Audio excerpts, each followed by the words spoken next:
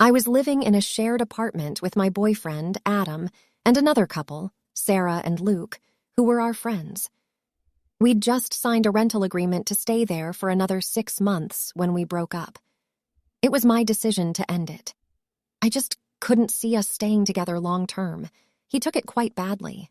In an ideal world, I would have moved out to give him some space, but we just couldn't afford it.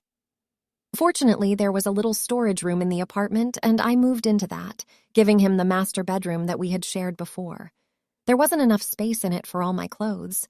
I have quite a lot of them, so I had to keep going in his room, but I did my best to give him some space. It wasn't easy for sure. I knew he hoped that we would get back together, and one time, after I'd had a rough day at school and was really stressed, I turned to him for comfort. It was just so easy to slip back into old habits, and he was there, and I knew he could give me the support I wanted.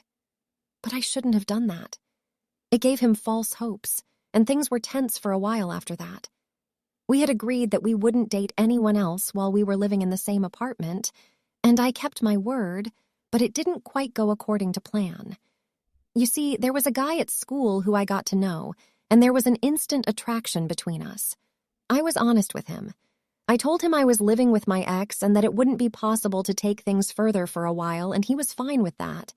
But of course, we flirted and we often met up for coffee, and then I told Sarah, the friend who we were living with, about him. And one day we were gossiping about him in the kitchen, and she was asking me all these questions, and I was chatting away, and then Adam walked in. He'd been in the living room and overheard every word. I hadn't realized he was there. It was very awkward. He didn't speak to me for a while after that, and that weekend he went out partying and brought a girl home. I'm sure he didn't have any feelings for her.